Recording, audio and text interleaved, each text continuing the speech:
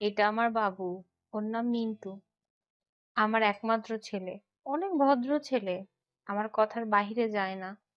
সে একজন ডাক্তার। এমন ছেলে হাজারে কি লাখেও খুঁজে পাবা না। পিহু মহিলাটির কথা মন দিয়ে শোনে, জোরপূর্বক হাসার চেষ্টা করে। জি আন্টি, আপনার বাবু আসলেই বাবু। মহিলাটির গর্বে বুক ফুলে ওঠে। আমার ছেলের বিয়ের জন্য মেয়ে খুঁজছি। তোমাকে আমি অনেক পছন্দ করেছি। তোমার পরিবারের লোক আছে এখানে? মহিলাটি মেঘকে দেখে বলতেই মেঘ, পিহু, সুমনা চমকে যায়। কি, বিবাহিত বেডিকে আবার বিয়ে দিতে আসছে? তারা কিছু বলতে চায়, তার আগে হঠাৎ কেউ বলে, হ্যাঁ, আছে তো। তার পরিবারের লোক আছে এখানে। তার স্বামীও এখানেই। পুরুষালী কণ্ঠে সবাই সেদিকে তাকায়। দেখে রাহুলও সঙ্গে একটি মেয়ে দাঁড়িয়ে। মহিলাটি ভ্রু কুঁচকে বলে। মানে মেয়েটি বিবাহিত? রাহুল মাথা নেড়ে বলে, জি আন্টি, সে বিবাহিত। সে মিসেস রুদ্র চৌধুরী। বেচারি মহিলাটির মুখটা চুপসে যায়, পরক্ষণে পিহুর দিকে ফিরে বলে, তাহলে তুমিও সুন্দর আছো। তোমার সঙ্গেই বিয়ে দিব। আমাদের পরিবারের মেয়েরা এতটা সস্তা না আন্টি, যে যেখানে সেখানে বিয়ে ঠিক করে দেবেন। আমরা যার তার হাতে মেয়ে দেই না। রুদ্রের কথায় মহিলা চমকে উঠল। অপমানিত মুখ নিয়ে থমথমে গলা করে ছেলে নিয়ে চলে গেল। রুদ্র এসে রাহুলের পাশে দাঁড়িয়ে বলে, কাহিনী কি? দেখাই যায় না তোকে, এত ব্যস্ত হয়ে গেছিস? রাহুল হালকা হেসে বলে, আরে না, ওয়েট। পাশের মেয়েটির হাত ধরে সামনে নিয়ে এসে বলল, মিট মাই ফিয়ন্সি সাফা। আর সাফা, এই আমার বেস্ট ফ্রেন্ড রুদ্র। রাহুল একে একে সবার সাথে সাফাকে পরিচয় করিয়ে দিল। সাফাও হাসি মুখে মেঘদের সঙ্গে গল্প শুরু করলো। রুদ্র অবাক। সে ভাবে যেই ছেলেটা তার সাথে শেয়ার করে এক পাও এগোতো, হাজার বার জিজ্ঞেস করত কোনো ডিসিশন নেবার আগে, সেই ছেলে জীবনের এত বড় ডিসিশন নিয়ে ফেললো অথচ সে জানেও না। সেসব ভাবনা ভুলে মেঘের হাত ধরে বলল, চলো ছবি তুলবো। বলেই মেঘকে নিয়ে এগিয়ে গেল রাহুল। আর চোখে তাদের দিকে তাকিয়ে একটা দীর্ঘশ্বাস ছাড়লো। চোখ ঘুরিয়ে সাফার দিকে তাকিয়ে ভাবে, সে কি পারবে আমার মনের ভিতরের মানুষকে ভুলিয়ে দিতে? ভালোবাসলে কি ভুলে যাওয়া সম্ভব? স্টেজে রুদ্র মেঘ বিভিন্ন পোজে ছবি তুলছে, যে কেউ তাদের দেখে বলবে অনেক হ্যাপি কাপল। মেঘ একটু ক্লান্ত হয়ে দাঁড়িয়ে আছে, তা দেখে রুদ্র তাকে নিয়ে চেয়ারে বসালো। উঠে গিয়ে ঠান্ডা পানি নিয়ে এলো। নাও, এটা খাও, ভালো লাগবে। মেঘ পানিটা হাতে নিয়ে খানিকটা খেয়ে বলে, আপনার মোবাইলটা দিন তো, ছবিগুলো দেখবো। রুদ্র মোবাইল এগিয়ে দিতেই মেঘ জিজ্ঞেস করে, পাসওয়ার্ড কি? আমার একমাত্র বউয়ের নাম। ঠিক নিজের নাম দিলে ফোন খুলে গেল। সঙ্গে সঙ্গে মুখে হাসি ফুটে উঠল। গ্যালারিতে ঢুকে চোখে পড়ল একটা ফোল্ডারের নাম, আমার বোকা ফুল। নামটা চেনা মনে হলো, আগে কোথাও শুনেছিল, তবে মনে পড়ছিল না। ভাবনা বাদ দিয়ে সেই ফোল্ডারে ঢুকতেই দেখা গেল তার নানা ছবিতে ভরে আছে। ঘুমন্ত ছবি থেকে শুরু করে অনেক সময়ের ছবি, যা রুদ্র লুকিয়ে লুকিয়ে তুলেছে। এমনকি গতকাল রাতের পড়ার টেবিলে ঘুমিয়ে যাওয়ারও কয়েকটা ছবি আছে। মেঘ অবাক হয়ে রুদ্রের দিকে তাকিয়ে বলল, এসব কি? আপনি লুকিয়ে লুকিয়ে আমার ছবি তুলেছেন? রুদ্র ভাবলেশহীন গলায় বলল, মেঘ আমার বউ আমি লুকিয়ে কেন তুলবো? তো এগুলো তো আপনি আমার আড়ালে তুলেছেন। আমার যখন ইচ্ছে হয়েছে তখনই তুলেছি। তুমি দেখোনি, তোমার ব্যর্থতা। বুঝল এই লুকের সাথে যুক্তি করা যাবে না, তাই একটু আগের কাপল পিকগুলো দেখতে লাগলো। এর মাঝে রুদ্ররা সব ফ্রেন্ড গ্রুপ পিক তুলতে সবাইকে ডাকে। মেঘকে বলে স্টেজের দিকে এগিয়ে যায় রুদ্র। মেঘ ছবি দেখতে দেখতে হঠাৎ রুদ্রের ফেসবুকে নোটিফিকেশনে চোখ পড়ে। কিছু একটা ভাবনা নিয়ে ফেসবুকে ঢুকতে গেল, আবার ভাবলো অন্য কারো পার্সোনাল জিনিসে পারমিশন ছাড়া ঢোকা ঠিক হবে কিনা। মুহূর্তেই নিজেকে গালি দিল, নিজের জামাইটায় ঢুকতে পারমিশন লাগে নাকি। ফেসবুকে ঢুকে দেখলো 99টা প্লাস নোটিফিকেশন। একটু আগে পাঞ্জাবি পরা ছবি আপলোড করেছে। মেয়েদের কমেন্টে ভরে গেছে। মাথাটা গরম হয়ে গেল মেঘের। ইচ্ছে মতো কয়েকটা ব্লক মারলো, তারপর মেসেঞ্জারে ঢুকে পুরো চ্যাট লিস্ট দেখলো। কেউ নেই এক্সট্রা, শুধু তার ফ্রেন্ড আর কাজিনরা। একটু শান্তি পেল, না, জামাইটা লয়াল আছে। মেসেজ রিকোয়েস্টে ঢুকতেই দেখলো মেয়েদের মেসেজে ভরে গেছে। বিরক্ত হয়ে ভাবে, এগুলো আসলেই মেয়ে? আমার জামাইকেই প্রশংসা করতে কেমন কেমন লাগে। একটা একটা করে চেক করতে করতে রুদ্রের উপরে রাগ উঠে যায়। বেশিরভাগ মেয়েই তাকে বিয়ের প্রপোজাল দিয়েছে, সে তো ম্যারিড, এরা জানে না? স্ট্যাটাস চেক করলো, সিঙ্গেল দেওয়া। মেঘের রাগ সপ্তম আকাশে। রুদ্ররা পিক তুলে সবাই আবার সায়ানের বাড়ির উদ্দেশ্যে রওনা দিল। এখন বাজে 8টা। রুদ্র মেঘের কাছে এসে তাড়া দিয়ে বলে, তবে চলো এখন বের হব। মেঘ চুপচাপ তাকিয়ে আছে রুদ্রের দিকে। সে লক্ষ্য করতেই দেখে মেঘ ঠোঁট ফুলিয়ে আছে। তা দেখে সে হাঁটু গেড়ে বসে, চিন্তিত গলায় বলে। কি হয়েছে বউ? মেঘ আরো গাল গোল ফুলিয়ে বসে রইল। রুদ্রের মোবাইল তার দিকে এগিয়ে দিল। রুদ্র আবার জিজ্ঞেস করলো, তবে মেঘ একবারও উত্তর দিল না। আরে ভাই বল তো কি হয়েছে, না বললে বুঝবো কেমনে? কেউ কি কিছু করেছে, খারাপ আচরণ করেছে? মেঘ হালকা স্বরে বলল। না, তো এমন করে আছো কেন? এমনি। রুদ্র উঠে দাঁড়ায়, বুঝতে পারলো জিজ্ঞেস করেও লাভ হবে না। মেঘের দিকে তাকিয়ে গলা গলিয়ে বলল। তো মুখ ফুলাবে না, নর্মাল করো ঠোঁট। মেঘ বিরক্ত হয়ে বলল। নর্মালি তো আছে তো। না নর্মাল নেই, ফুলে আছে। থাকুক, আপনার কি? আমার অনেক কিছু। মেঘ রুদ্রের দিকে তাকিয়ে বলল। কি অনেক কিছু? রুদ্র ফুস করে শ্বাস ছেড়ে মেঘের হাত ধরে বাইকের দিকে যেতে যেতে বলল। তা তুমি বুঝবে না বউ। মেঘ রাগ করে আর জিজ্ঞেস করল না। এবার পিহু ইচ্ছে করেই গাড়িতে উঠল না ফারহানের সঙ্গে যাওয়ার জন্য, কিন্তু ফারহানের আসার নাম নেই। হাতে কয়েকটা ফুল নিয়ে দাঁড়িয়ে আছে, এদিক সেদিক হাঁটছে। হঠাৎ এক মেয়ের সঙ্গে হালকা ধাক্কা লাগতেই হাতে থাকা ফুলগুলো পড়ে যায় নিচে। বিরক্ত হয়ে নিচু হয়ে তুলতে গেলে শাড়ির আঁচল অনেকটাই সরে যায়, কোমর স্পষ্ট হয়ে ওঠে। ফারহান গেটের দিকে যেতে যেতে দেখে পিহু এখনো সেখানে আছে, নিচু হয়ে ফুল কুড়াচ্ছে। হঠাৎ তার চোখ পড়ে সেই খোলামেলা জায়গায়। দ্রুত চোখ সরিয়ে এদিক সেদিক তাকায়, হঠাৎ দেখতে পায় কয়েকজন ছেলে সেদিকে চোখ রেখে আছে। সঙ্গে সঙ্গে চোয়াল শক্ত করে বড় বড় পা ফেলে এগিয়ে গিয়ে পিহুর কোমর পেঁচিয়ে তাকে সোজা করে দাঁড় করায়। অপ্রত্যাশিত স্পর্শে পিহু ভয়ে পেয়ে চমকে পাশ ফিরে তাকায়। ফারহানের চেহারা দেখে আরো বিস্মিত হয়। ফারহান রাগী স্বরে বলে। শাড়ি জায়গা মতো যদি না থাকে তাহলে পরার কি দরকার? ছেলেদের শরীর দেখাতে মজা লাগে। ফারহানের কথায় পিহু অবাক হয়ে নিচের দিকে তাকায়, দেখে পেটটা একটু বেরিয়ে গেছে। দ্রুত ঠিক করতে গিয়ে পাশের দিকে চোখ গেলে দেখে কয়েকজন ছেলে তাকিয়ে আছে। ফারহান তাদের থেকে পিহুকে আড়াল করে দাঁড়ায়। ঠিক করতেই হাত ধরে গাড়ির দিকে এগিয়ে যায়। গাড়ির দরজা খুলতেই পিহু বসে পড়ে, যেন অবাক হওয়ার চরম পর। মনে মনে শুধু একটাই প্রশ্ন জাগে, উনি কি আমার খেয়াল রাখছেন? রুদ্র বাইক চালাচ্ছে আর মাঝে মাঝে মিরর দিয়ে মেঘের দিকে চোখ ছুঁড়ে দেখছে। মেঘ এখনো মুখ ফুলিয়ে রেখেছে, বারবার চোখ চায় খয়েরি রঙের আবরণ করা ঠোঁটের দিকে, যা ফুলিয়ে আছে, যেন ভীষণ টানছে, তবু নিজেকে সামলাই। তুমি কি ঠোঁট নর্মাল করবে না? আমার কিন্তু অন্য কিছু করতে মন চাচ্ছে। মেঘ হালকা মেজাজে বলে। আমার যা মনে চায় তাই করব। আপনার কি? আপনিও করুন, আপনার যা মনে চায়। মেঘের কথাটা শোনার সঙ্গে সঙ্গে রুদ্র নিরিবিলি রাস্তার একপাশে গাড়ি থামিয়ে মেঘকে নামতে বলে। মেঘ আশেপাশে দেখতে দেখতে ভয়ে ভয়ে বলে। এখানে কেন থামালেন? শুনশান রাস্তা, বিপদ হতে পারে। আর তার কথার মাঝে রুদ্র কোমর ধরে আলগি দিয়ে বাইকে বসিয়ে দেয় মেঘকে। হঠাৎ এমন করায় মেঘ পড়ে যাওয়ার ভয়ে রুদ্রের কলার ধরে বলে। কি করছেন? পড়ে যাব। Don't disturb.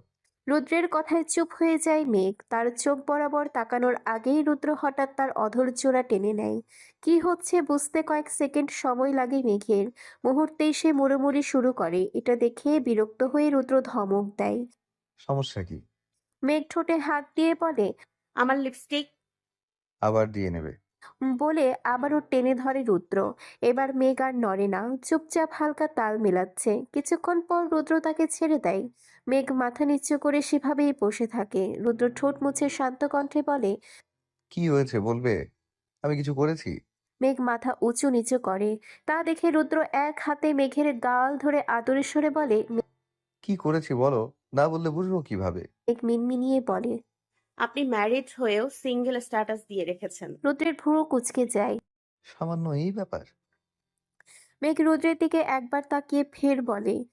এজন্য তো কত মেয়ে মেসেজ রিকোয়েস্টে বিয়ের প্রপোজাল দিয়েছে। রুদ্র জোরে হেসে ওঠে। মেঘকে নামিয়ে নিচে বাইকে বসে ইশারা করে। মেঘ উঠে বসে। বাইক স্টার্ট দিয়ে রুদ্র বলে। আমি তো মেসেজ রিকোয়েস্ট চেকই দেই না, আর স্ট্যাটাস চেঞ্জ করার কথাও মাথায় ছিল না, তবে আজকেই করে নেবো। মেঘ কিছু বলে না, চুপচাপ শোনে। রুদ্র আবার বলে। কিছু হলে সাথে সাথে বলতে হয়, রাগ দেখানোর হলে দেখাবা, ঝাড়ার হলে ঝাড়বা, মনের ভিতর জমিয়ে রাখলে নিজেরই খারাপ লাগবে। বুঝলে বউ? মেঘ মাথা নেড়ে সাই দেয়। বাড়ির সামনে গাড়ি থামাতেই শান্তকে দেখতে পাই। গাড়ি পার্ক করে রুদ্র এগিয়ে আসে। শান্ত রুদ্রের দিকে জহুরি চোখে তাকিয়ে বলে। কি মাম্মা, লিপস্টিক পরা শুরু করছো নাকি? রুদ্র গম্ভীর কণ্ঠে বলে। লিপস্টিক পরবো কেন? ঠোঁট তো ঠোঁট তো তাই বলছে। মেঘ চমকে রুদ্রের দিকে তাকায়, দেখে হালকা লিপস্টিকের দাগ আছে ঠোঁটে। রুদ্র দ্রুত হাত দিয়ে ঘষছে। শান্ত দুষ্টু হেসে যেতে যেতে বলে। ভাবি মঞ্জুলিকার ঠোঁটের মতো চটকে দিয়েছে আপনার লিপস্টিক। এ রুদ্রশালা, এভাবে ভিতরে গেলে যে কেউ অনায়াসে বলে দিবে সওয়াবের কাজের কথা। শান্তের কথায় মেঘ লজ্জায় লাল হয়ে যায়। রুদ্রের দিকে রেগে তাকিয়ে ঠোঁটের উপরে হাত দিয়ে দ্রুত বাড়ির দিকে ছুটে যায়। উদ্দেশ্য ওয়াশরুম। এদিকে রুদ্র মাথা চুলকে এগিয়ে যায়। হাতের ফুলগুলো ফারহানের দিকে বাড়িয়ে দিয়ে পিহু হাসি মুখে বলে। এই নিন। ফারহান একবার তার হাতের দিকে তাকিয়ে ভ্রু কুঁচকালো। কি? ফুল। তো আমাকে দিচ্ছ কেন? পিহু নিরলসভাবে বলে দিল। Because I love you. এত সহজ স্বীকারোক্তি শুনে ফারহানের বুকের ভেতরে হঠাৎ কেমন যেন করে উঠল। কিছুটা থমকালেও নিজেকে সামনে নিয়ে গম্ভীর কণ্ঠে বলে। But I don't. পিহু ক্লান্ত চোখে তাকিয়ে জিজ্ঞেস করল। কেন? কেন আবার? কেন ভালোবাসেন না? আমি কি খুব খারাপ দেখতে যে আমাকে ভালোবাসা যাবে না? ফারহান শান্ত গলায় বলল। ভালোবাসার রূপ দেখে হয় না। এমনিতে তুমি দেখতে শুনতে ভালো মেয়ে। অনেক ভালো লাইফ পার্টনার পাবে। এসব বাচ্চামি বাদ দাও। তোমার ফুল লাইফ পড়ে আছে। যদি এতই ভালো হই তাহলে আপনি আমার হয়ে যান না। ফারহান কোনো উত্তর দিল না। পিহু মন খারাপ করে পাশের সোফায় বসে রইল। বুকটা ভারী হয়ে আছে, কেমন এক অদ্ভুত চাপা ব্যথা। বেশ কিছুক্ষণ নীরবতা। ফারহান কয়েকবার আর চোখে তাকালো। মেয়েটিকে এভাবে দেখে তার মোটেও ভালো লাগছিল না, কিন্তু তার কিছু করারও নেই, সেও আটকা। আপনি কি কাউকে ভালোবাসেন? তার জন্য কি আমাকে ফিরিয়ে দিচ্ছেন? ভাবনার ভেতর হঠাৎ পিহুর অসহায় কণ্ঠে পাশ ফিরে তাকালো। ওর চাহনি দেখে একটা দীর্ঘশ্বাস ছেড়ে বলে। আমি এসব বিষয়ে কারোর সাথে কথা বলা পছন্দ করি না। তবে তুমি যেহেতু আমার প্রতি আগ্রহ দেখাচ্ছ, তাই তোমাকে সতর্কবার্তা হিসাবেই বলছি। ভালোবাসি কিনা জানি না, তবে আমি একজনের মায়ে পড়েছি, যা কাটিয়ে উঠতে পারতেছি না। আর কোনোদিন পারবো কিনা তাও জানি না। এখন এসব জেনেও তুমি আমার পিছে পড়ে থাকলে তোমারই কষ্ট হবে। পিহুর বুকের ভেতরে আচমকা অসহ্য ব্যথা ছড়িয়ে পড়ল। মনে হলো কেউ বুকের ভেতরে মুঠো করে কলিজা চেপে ধরেছে। ফারহান অন্য কাউকে ভালোবাসে কথাটা কানে আসতেই গলা শুকিয়ে গেল। মুখের ভাষা যেন হারিয়ে ফেলেছে। তবু জানতে ইচ্ছে করলো কে সেই ভাগ্যবতী। ছলো ছলো চোখে কাপা ঠোঁটে বহু কষ্টে জিজ্ঞেস করলো। কে সে? সে কি অনেক সুন্দর? ফারহানের ভঙ্গিমায় পরিবর্তন এলো। এতক্ষণের গম্ভীর শক্ত মুখে মলিনতার ছাপ পড়ে। শান্ত গলায় বলেন। দেখিনি কখনো। পিহুর ভাবভঙ্গি বদলে গেল। চোখ মুখ কুঁচকে অবাক হয়ে বলে। কি বলছেন? ভালোবাসেন আর দেখেননি? ফারহান হেসে উঠল। হাসিটা যেন কিছু লুকানো আছে। হ্যাঁ, দেখিনি। কোথায় থাকে জানি না, নামও জানি না, তবে তার মেসেজ পড়া আমার অভ্যাসে পরিণত হয়েছিল। কি? সামান্য মেসেজ পড়ে কেউ প্রেমে পড়ে? তাকে ছবি দিতে বলেননি? ঠিকানা জিজ্ঞেস করেননি কোনোদিন? করেছিলাম, তবে রিপ্লাই আসেনি এখনো। হয়তো অনেক দেরি করে ফেলেছিলাম। আশায় আছি একদিন দেখবো। পিহুর মাথায় কিছুই ঢুকছিল না। কনফিউজড হয়ে বলে। যাকে চেনেনই না, এখন যার অস্তিত্ব আছে কিনা জানেন না, তার জন্য অপেক্ষা করা কি বোকামি নয়? ফারহান শক্ত মুখে বলে। এত কথা বলছো কেন? মুখ বন্ধ রাখো। পিহু অসহায় চোখে তাকিয়ে বলে। কারণ আমি আপনাকে ভালোবাসি। ফারহান শান্ত কণ্ঠে বলে। কিন্তু আমি তো ভালোবাসি না। পিহু জোর করে হেসে বলে। আপনার ভালোবাসতে হবে না, শুধু আমি বাসলেই হবে। পিহু উঠে দাঁড়ায়, তপ্ত শ্বাস ছেড়ে স্টেজের দিকে হাঁটা ধরে। মুহূর্তেই মাথায় দুষ্ট বুদ্ধি আসতেই পিছু ফিরে বলে। আমি কিন্তু আপনার খারাপ মেশিন নিয়েও মেনে নেব। এমন চান্স মিস করবেন না। বলেই দ্রুত চলে যায়। ফারহাদ তাজ্জব বনে গেল, এই মেয়ে কি ঘুরিয়ে পেঁচিয়ে সে অক্ষম বলে গেল। মুখে ফুটে উঠল। বেয়াদব। সায়ানকে হলুদ মাখানোর পালা শেষ। এখন একের পর এক নাচ গান চলছে। মেয়েদের একটা গ্রুপ ডান্স হবে। মেঘদের জোর করে মিষ্টি নিয়ে গেছে। আসলে মেঘ একেবারেই যেতে চাইছিল না রুদ্রকে না বলে। চারপাশ তাকিয়েও রুদ্রকে দেখলো না। শেষমেশ সায়ানের রিকোয়েস্টে আর না করেনি। প্রায় 10-12 জন মেয়ে একসাথে স্টেজে গিয়ে দাঁড়ালো। মেঘকে দেখে সায়ান শান্তরা ভাবি বলে একসাথে চিল্লিয়ে উঠল। রুদ্র তখন ফোনে কথা বলছিল। হঠাৎ তাদের চিৎকার শুনে স্টেজের দিকে তাকালো। ঠিক তখনই গান বেজে উঠল। যখন মাতাত উন্না দাও লাগে ফুরা খই না বেবি বিমাই বউ। গানের তালে সবাই শাড়ির আঁচল মাথায় দিল। তাদের দেখে ছেলেরা শীষ বাজিয়ে উল্লাসে চেঁচিয়ে উঠল। রুদ্রের চোখ গিয়ে আটকালো সামনের সারিতে দাঁড়ানো মেঘের দিকে। সরম তুমি ফাইও না গো, তুমি চাইলে we can keep it on the low. তোমার লাগি কিতানা ফারি ইয়ে বেবি, তোমার লাগি কিতানা ফারি। সবাই একই স্টেপে নাচতে শুরু করলো। ফারহান না চাইতেও বারবার পিহুর দিকে তাকাচ্ছিল। অন্যদিকে রুদ্র মেঘের নাচে চোখ আটকে পাশে কে আছে না দেখে তার কাঁধে ভর দিয়ে দিল। হায় হায়, কি স্মুথলি নাচছে, তাই না? পাশে ফারহান তখনও পিহুর দিকেই তাকিয়ে নাচ দেখায় মগ্ন। কাঁধে হাত কে দিল খেয়াল করেনি। ঘোর লাগা গলায় সেও বলে, আসলে অনেক সুন্দর লাগছে। পরক্ষণেই গলার স্বর বোধগম্য হতেই দুজন একই সাথে মাথা ঘুরিয়ে তাকালো। চোখাচোখি হতেই তড়িঘড়ি করে সোজা হয়ে দাঁড়ালো। রুদ্রর সাথে সাথে বলে, শালা লুচ্চা মেয়েদের নাচ দেখিস। ফারহান পাল্টা বলে। রুদ্র এই তুইও তো দেখেছিস। ভাব নিয়ে বলে। আমি আমার বইয়েটা দেখছিলাম। ফারহান সাথে সাথে বলে। তো আমিও আমার। মুহূর্তেই মাথায় আসে কি বলতে নিচ্ছে, সাথে সাথে আটকে যায়। রুদ্র তাকে আটকাতে দেখে পাশ কেটে যেতে নিয়ে হঠাৎ এক হাত দ্রুত ফারহানের নিচ বরাবর নেয়। ফারহান হকচকিয়ে কিছু পেছনে যেতেই রুদ্র ডেভিল হেসে হাতটা ঘুরিয়ে কানের পাশে নিয়ে শীষ বাজিয়ে চুল ঠিক করতে করতে অন্যদিকে যায়। এদিকে ফারহান কটমট করে তাকায়। ভাই বোন দুটাই পাগল ছাগল, অসভ্য। এক বোন সারাক্ষণ চোখের সামনে ঘুরঘুর করে, এখন খালি এরই ভাবনা আসে পাগল বানিয়ে ছাড়বে। মেঘরা নাচ শেষ করে নেমে গেল। সঙ্গে সঙ্গে আবার মিউজিক বেজে উঠল। স্টেজে উঠে এলো সাদ আর রিক। রিকের মাথায় ওড়না, সে মেয়ে সেজেছে। সবাই হইচই করে উঠল, যেন বুঝে ফেললো এখন ধামাকা আসছে। সঙ্গে সঙ্গে সবাই একসাথে আবারও একইভাবে উল্লাসে এবার সাদের হাত রিকের কোমরে দিয়ে স্টেপ শুরু করলো। একবার ডানে গিয়ে আবার দুইবার বামে যায়। আর রিক মেয়েদের মতো কোমর দুলিয়ে দুলিয়ে সাদের সাথে সাথে তাল মেলাচ্ছে। দৃশ্য দেখে এক একজন হাসতে হাসতে কুটি কুটি হয়ে যাচ্ছে। তাদের নাচ শেষ হতেই এবার সবাই মেঘ আর রুদ্রকে কাপল ডান্সের জন্য চেপে ধরে। সবার রিকোয়েস্টে রুদ্র মেঘকে নিয়ে স্টেজে ওঠে। শান্ত একটা রোমান্টিক গান বাজাতেই তারা তালে তালে নাচতে শুরু করে। কখনো পায়ে পা মিলাচ্ছে, কখনো আবার মেঘকে ঘোরাচ্ছে, কোমর টেনে কাছে নিয়ে যাচ্ছে। সবাই মুগ্ধ হয়ে দেখছে। নাচের পুরোটা সময় রুদ্র একবারও মেঘের দিকে থেকে চোখ সরায়নি। আশেপাশে সবাই এসব নিয়ে বেশ মাতামাতি করছে। এদিকে সামিয়া দাঁতের দাঁত চেপে দেখছিল। হঠাৎ উঠে চলে যায় বাগানের অন্য পাশে। জায়গাটা নিরিবিলি। সে আকাশের দিকে তাকিয়ে চোখ দিয়ে অঝরের পানি ঝরছে। হে আল্লাহ, আমি কি তার জন্য খুব বেশি ক্ষতি করেছিলাম? কেন তুমি আমার করে দিলে না? আল্লাহ হয়তো তোমার জন্য আরো ভালো কিছু পরিকল্পনা করে রেখেছেন। হঠাৎ কারো কণ্ঠে সামিয়া চমকে পাশে তাকায়। দেখে রাফান পকেটে 2 হাত গুজে দাঁড়িয়ে আছে। সামিয়া দ্রুত চোখ মুছে নেয়। আপনি এখানে? রাফান সামান্য ইতস্তত করে বলে, সরি, আমি ইচ্ছে করে শুনিনি। এদিকে একা আসছিলে দেখে পিছু নিয়েছি। বিয়ে বাড়িতে বাইরের ছেলেও আছে, বিপদ তো আর বলা যায় না। সমস্যা নেই। রাফান আরেকটু এগিয়ে এসে তার পাশে দাঁড়িয়ে বলে। যদি বলা যায় শেয়ার করতে পারো। কষ্ট শেয়ার করলে কিন্তু কষ্ট কমে। রাফানের কথায় সামিয়া ফের আকাশের দিকে তাকায়। চাঁদটা স্পষ্ট।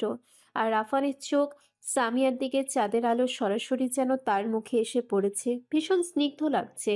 সামিয়া তপ্ত শ্বাস ফেলে বলে, কাউকে ভালোবেসে তাকে হারিয়ে কি তাড়াতাড়ি মুড অফ করা যায়? রাফান বুঝে যায় মেয়েটার ভিতরে চাপা কষ্ট। সে শান্তভাবে বলে, অবশ্যই করা যায়।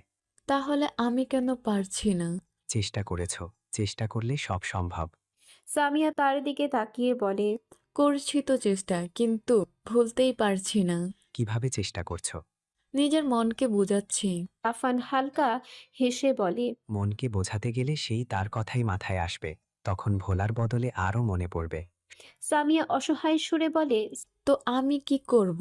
সবার সাথে বেশি বেশি সময় কাটাও, যেমন বন্ধু বা বেস্ট ফ্রেন্ডের সাথে, যাদের সাথে মন খুলে কথা বলতে পারো, তাদের সাথে মনের ভেতরে সব কিছু শেয়ার করবে। তখন মন ফ্রেশ থাকবে, কষ্ট কমে আসবে এমনিতেই। সামিয়া ফিসফিস করে বলে, আমার তো ফ্রেন্ড নেই, এমনও শেয়ার করার কেউ নেই, কার সাথে বা বলবো? রাফান ফট করে সামিয়ার দিকে তাকায়, মুখে তাচ্ছিল্যের হাসি তার। রাফানের ভীষণ মায়া লাগে। সে বুঝতে পারে মেয়েটা সব দিক থেকেই মারা খেয়ে বসে আছে। মনে মনে চিন্তাও হয়, এই পর্যায়ে মানুষ অনেক সময় ভুল পদক্ষেপ নিয়ে ফেলে, বিশেষ করে যারা একা একা স্ট্রাগল করে। তখনই কেউ স্টেজের ওদিক থেকে রাফানের নাম ধরে ডাক দেয়। সে আসছি বলে সামিয়াকে বলে। আমার নাম্বার সেভ করো, যখন একা লাগবে কল দিতে পারো। সামিয়া কিছু একটা ভেবে ফোনে নাম্বার তুলে নেয়। তারপর রাফান চলে যায়। মেঘকে নিয়ে রুদ্র দোতলার উদ্দেশ্যে উঠছে। আরে কোথায় নিয়ে যাচ্ছেন? চুপচাপ আসো। সায়নের রুমে ঢুকেই দরজা লাগিয়ে দেয়। তারপর একদম মেঘের সামনে গিয়ে দাঁড়ায়। মেঘ কৌতূহলী চোখে তাকিয়ে। রুদ্র বাম হাত করে আনা হলুদ একটু একটু করে মেঘের দুই গালে ছোঁয়ায়। তারপর গলায় মেঘের সুরসুরি লাগতেই কেঁপে ওঠে। হঠাৎ রুদ্রের হাত আস্তে আস্তে আরো নিচে যায়। পেট বরাবর যেতেই শাড়ির ফাঁকে হাত ঢুকিয়ে পেটেও হলুদ ছোঁয়ায়। মেঘ আবেশে চোখ বুজে নেয়। রুদ্র তার গাল মেঘের গালের সঙ্গে ঘষে নিজের গালেও হলুদ লাগিয়ে নেয়। সেভাবেই ফিসফিস করে বলে, আমাদেরও গায়ে হলুদ হয়ে গেল। এক চোখ খুলে রুদ্রের দিকে তাকিয়ে ফিক করে হেসে ফেলে। আপ মেঘ কথাটা বলার আগে হঠাৎ পিহুর কান্না ভেসে আসে। দুজনেই হকচকিয়ে যায়। রুদ্রর সাথে সাথে চিন্তিত হয়ে হন্তদন্ত পায়ে মেঘকে ছেড়ে দরজার দিকে এগোয়। দরজা খুলে করিডোরে যেতেই মাথায় রক্ত উঠে যায়। চোখ মুখ লাল হয়ে আসে রাগে। আশেপাশে তাকিয়ে কিছু খুঁজছে, একটা ফুলদানি পায়। সেটাই হাতে করে এগিয়ে যায়। ডিরেক্ট গিয়ে সামনের ব্যক্তির মাথা বরাবর মার। যাও, রিকের কাছেই যাও। সাদ অসহায় সুরে বলে, আরে ভাইয়া, রিক তো ছেলে। কিন্তু নাচের সময় তো সে মেয়ে সেজেছিল, তাহলে মেয়ে হলো না? তোমার সন্দেহ হলে রিককে এনে চেক দাও, ছেলে না মেয়ে। ছি। সেই কতক্ষণ ধরে সুমনা তেরা কথা বলেই যাচ্ছে। শুনতে শুনতে বেচারা সাদ ত্যক্ত হয়ে অন্যদিকে তাকিয়ে নিজের এই দশা নিয়ে ভাবছে। ওদিকে তো কোনো মেয়ে নেই, সেখানে তাকিয়ে আছো কেন? সাদ বাগানের দিকেই তাকিয়েছিল। সুমনার কথায় মাথা ফিরিয়ে বলে। এমনি। সুমনা কপট রাগ দেখিয়ে বলে, ওহ, এখন তো আমি পুরনো হয়ে গেছি, তাই অন্যদিকে তাকাচ্ছ? রিলেশনের শুরুর দিকে তো আমার থেকে চোখই সরাতে না, এখন কি আমি দেখতে অসুন্দর হয়ে গেছি? সাদের মন চাইছে নিজেকে তুলে নিজের আছাড় মারতে। কিসের জন্য যে তাকালো, এখন এটা নিয়েও ঝগড়া করবে এই মেয়ে। তাও নিজেকে শান্ত করে বলে, আরে জান, তেমন কিছু না, এমনি একটু তাকিয়েছিলাম। তুমি তো আমার চোখে এখনো মিস ওয়ার্ল্ড। হইছে, আমি বুঝি সব। চুপ থাকো, কথা বলবা না একদম। সাদ ফুঁস করে শ্বাস ছেড়ে উঠে দাঁড়ায়। তুমি আমার সাথে হুদাই ঝগড়া করে কি পাও? হ্যাঁ। সুমনা বুক ঝামটা মেরে বলে। শান্তি পাই, শান্তি। সাদার কিছু না বলে সুমনার ডান হাত নিজের মুঠোয় নিয়ে বাড়ির ভেতরের দিকে এগোয়। তবে সুমনা হাত ধরে না। আঙ্গুল সোজা করে রেখেছে, মুখ ফুলিয়ে রেখেছে, যার মানে সে রেগে আছে। সাদ বেচারা এগোতে এগোতে বলে, প্লিজ জান, আর রাগ করো না, তোমার সাথে ঝগড়া করতে ভালো লাগে না, শান্তিতে ঘুমাতেও পারি না রাতে। সুমনা ভ্রু কুঁচকে বলে। তোমার এক্সট্রাও রাগ করলে তোমার ঘুম হতো না? সাদের ইচ্ছে করছে চিৎকার দিয়ে কান্না করতে, নিজের মাথা নিজে ফাটাতে। এই মেয়ে কই থেকে কই নিয়ে যায়, আর কোনো উত্তরই দিল না। পিহুর সামনে হঠাৎ এক 14-15 বছরের ছেলে এসে বলে। আপু, রুদ্র ভাই আপনাকে ছাদে ডাকছেন। পিহু ভ্রু কুঁচকে কেন বলতে যাচ্ছিল, কিন্তু তার আগেই ছেলেটি সরে যায়। পিহু উঠে ছাদের দিকে যেতে থাকে, মনে মনে ভাবছে। ভাইয়া তো কল দিয়ে ডাকতে পারতো, হয়তো মোবাইল সাথে নেই। ছাদে পা দিতেই হালকা ভয় লাগে। সব অন্ধকার। দরজার বাহিরে দাঁড়িয়ে উকি দিয়ে ডাকে, ভাইয়া, ডেকেছো কেন? এদিকে আসো, আমার ভেতরে যেতে ভয় করছে। কোনো সাড়া নেই। বিরক্ত হয়ে ভেতরে ঢোকে। কয়েক কদম যেতেই হঠাৎ দরজার শব্দ হয়। ফট করে পেছনে তাকায়। চাঁদের আলোয় এক অপরিচিত মুখ ভেসে ওঠে। ছেলেটি দরজা বন্ধ করে তাতে হেলান দিয়ে দাঁড়িয়ে আছে। পিহু দ্রুত এগিয়ে গিয়ে বলে, এই, কি করছেন? দরজা চেপেছেন কেন? সরুন।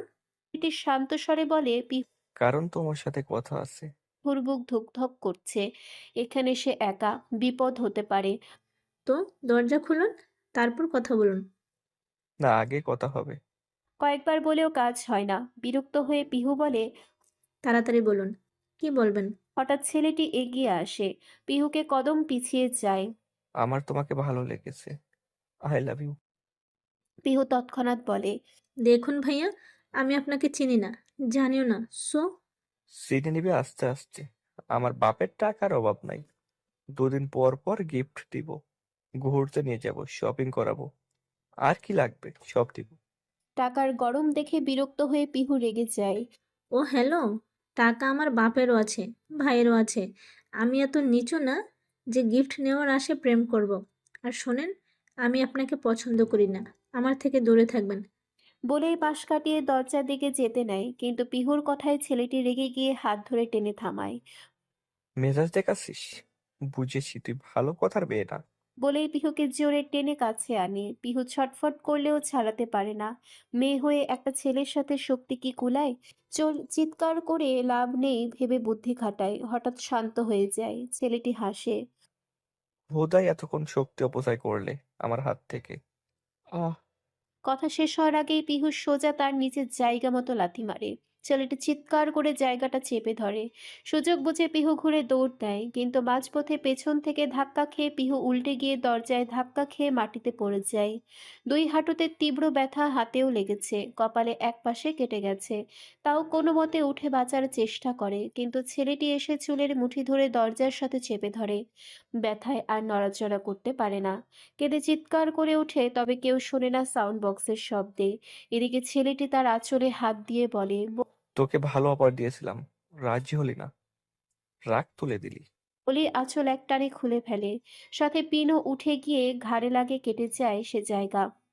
পিহু দরজায় হাত দিয়ে কয়েকবার আঘাত করে, কিন্তু ছেলেটি তাকে টেনে অন্য পাশে নিয়ে যায়, ছাদের রেলিংয়ে চেপে ধরে দাঁড় করায়। পিহু মনে মনে ভাবে এখানেই হয়তো সব শেষ। হাত পায়ের ব্যথায় নিজেকে নিজে প্রোটেক্ট করাও অসম্ভব হয়ে পড়ে। তাও বুকে কিল ঘুষি দিচ্ছে। ফারহানের ইম্পর্টেন্ট কল আসায় সে একটু সাইডে গিয়েছিল। কথা বলতে বলতে হঠাৎ চোখ পড়ে বাড়ির ছাদের দিকে। অন্ধকারে দুজনের ছায়া, মনে হচ্ছে ধস্তাধস্তি চলছে। সাউন্ড বক্সের শব্দে কিছু শোনা যাচ্ছে না। ফারহান দ্রুত ছাদের দিকে হাঁটা ধরে, প্রায় দৌড়াতে দৌড়াতে পৌঁছায়। ছাদের দরজার সামনে এসে মেয়েলি কান্না আর আকুতি মিনতির শব্দ স্পষ্ট শুনতে পায়। সঙ্গে সঙ্গে ফ্ল্যাশ অন করে এগিয়ে যায়। আলো ফেলতেই পা থমকে যায়। রাগে হাত মুঠো হয়ে যায়, কপালের রগ ফুলে ওঠে। হঠাৎ লাইট পড়তেই ছেলেটি ভড়কে যায়। পেছন ঘুরে তাকাতেই মুহূর্তে এত জোরে এক ঘুষি লাগে মুখে যে কে এসেছে দেখার আগেই সে উল্টে পড়ে যায়। সঙ্গে সঙ্গেই রক্ত বেরিয়ে আসে মুখ দিয়ে। পিহু ফারহানকে দেখে কান্না যেন আরো বেড়ে যায়। ভয়ের চোটে দৌড়ে গিয়ে ঝাঁপিয়ে পড়ে তার বুকে, জড়িয়ে ধরে হাউমাউ করে কাঁদতে থাকে। ফারহানের নিঃশ্বাস যেন আটকে আসে পিহুর কান্নার শব্দে। সে আঁচলটা টেনে ভালোভাবে পেঁচিয়ে দেয় পিহুর শরীরে। ভাবতেই শরীর কেঁপে ওঠে। আর একটু দেরি হলে বা সে যদি না দেখতো, তবে পিহুর সাথে কি হতে পারত। চোখ লাল হয়ে ওঠে রাগে। পাশ ফিরতেই দেখে ছেলেটি দরজা পেরিয়ে পালাচ্ছে। ফারহান পিহুকে ছেড়ে তার পেছনে ছুটে যায়। করিডোরে গিয়ে তাকে ধরে ফেলে এবং এলোপাথারি পেটাতে শুরু করে। পিহু কোনো মতে ছাদ থেকে নেমে আসে, কান্না যেন থামছেই না। ভয় আর শখ মিলেমিশে সে হেঁচকি তুলে কাঁদছে। রুদ্রবনের কান্নার শব্দ বের হয়ে এসে পিহুকে এমন অপদস্থ অবস্থায় আর ফারহান এক ছেলেকে নির্মমভাবে পেটাচ্ছে দেখে মুহূর্তে কিছু একটা আন্দাজ করে। রাগে চোখ মুখ লাল হয়ে ওঠে, রক্ত যেন টগবগ করছে। আশেপাশে কিছু খুঁজতে গিয়ে একটি ফুলদানি হাতে পায়। মুহূর্তে তা নিয়ে এগিয়ে যায় ছেলেটির মাথা বরাবর মারার জন্য। এদিকে উপরে মারামারি দেখে ড্রয়িং রুমে বসা সায়ানের বাপ চাচারা উঠে আসেন। রুদ্রকে এভাবে এগোতে দেখে সবাই ভড়কে যায়। এটা মাথায় লাগলে সোজা মরে যাবে। ঠিক যেই মুহূর্তে মাথায় মারতে যাচ্ছিল, সায়নের বাবা তার হাত ধরে ফেলেন। কিন্তু রুদ্র যেন নিজের মধ্যেই নেই। মেঘও পিছু পিছু এসে পিহুকে এই অবস্থায় দেখে দৌড়ে যায় তার কাছে, বুকে জড়িয়ে আগলে ধরে। রুদ্র ঝাড়া মেরে হাত ছাড়িয়ে নেয়। রুদ্রকে আটকাতে না পেরে সায়নের চাচা তাড়াতাড়ি তার হাত থেকে ফুলদানিটা নিয়ে নেয়, যেন বড় কোনো বিপদ না হয়। কিন্তু রুদ্র তখন আর থেমে নেই। তাদের ধাক্কিয়ে এগিয়ে গিয়ে ফারহানের হাত থেকে ছেলেটিকে কেড়ে নিয়ে পাগলের মতো মারতে থাকে। সে জানে না কি করেছে, তবে তার বোনের সাথে কিছু একটা করেছে। মারার ফাঁকে গর্জে উঠে ফারহানকে জিজ্ঞেস করে, এই কি করছে আমার বোনের সাথে? ফারহান রাগে ফেটে পড়া গলায় বলে। ছাদে কাঁপে। আর কিছু বলে না। রুদ্র বাকিটা বুঝে যায়, তার রাগ যেন মুহূর্তে আরো 10 গুণ বেড়ে যায়। নিজের কন্ট্রোল পুরো হারিয়ে ফেলেছে। সবাই ভয় পেয়ে যায় রুদ্রের এই রূপ দেখে। ছেলেটি তো আগে থেকেই ফারহানের হাতে এক রাউন্ড মার খেয়েছে, এবার রুদ্রের হাতে একেবারে মরা মরা অবস্থা। খবরটা ইতিমধ্যে পুরো বিয়ে বাড়িতে ছড়িয়ে পড়েছে। সায়ান, সাদ, রাহুলরা মিলে কোনো রকমে রুদ্রকে আটকায়। ফারহান নিজের পরিবারের দিকে তাকিয়ে চিৎকার করে বলে। এই কুত্তার বাচ্চা কে? কার ইনভাইটে এসেছে এই বাড়িতে? সায়ান বলে। আমার এক ফ্রেন্ডের ভাই। কেন, কি হয়েছে? রুদ্র এবার সায়ানের কপাল ধরে টেনে বলে। তুই যাকে তাকে ইনভাইট করেছিস কেন? এদিকে পিহু এসব দেখে ভয়ে আরো জোরে কেঁদে ওঠে। সবারই এতক্ষণে কিছুটা আন্দাজ হয়ে যায় ঘটনা কি ঘটেছে। সায়ানের সেই ফ্রেন্ড সে তাড়াতাড়ি ছেলেটিকে নিয়ে চলে যায়। রুদ্র দ্রুত বোনের দিকে এগিয়ে যায়। পিহু ভাইকে দেখে তার বুকে ঝাঁপিয়ে পড়ে, বাচ্চাদের মতো কান্না ভেজা গলায় নালিশ শুরু করে। ভাইয়া, তুমি কোথায় ছিলে? এই ছেলে আমাকে ছুঁতে চেয়েছে, অনেক বাজে টাচ করেছে।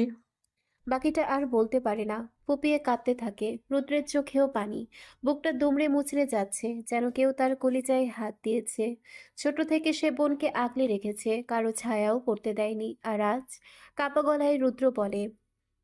পিহু, ভাইয়া চলে এসেছি তো, আর কেউ কিচ্ছু করতে পারবে না। ভয় পাস না, তুই না আমাদের স্ট্রং গার্ল? এই পিহু, একদম কাঁদে না বনু।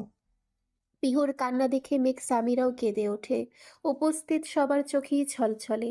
ফারহান অসহায় চোখে তাকিয়ে আছে। হাসি খুশি দুষ্ট প্রকৃতির মেয়েটি এখন ভীত জড়সড় হয়ে আছে। রুদ্র পিহুকে রুমে নিয়ে যায়। মেঘ, সুমনা, সামিরাও পিছু নেয়। নিজের হাতে বোনের কপালের রক্ত পরিষ্কার করে ঔষধ লাগায়।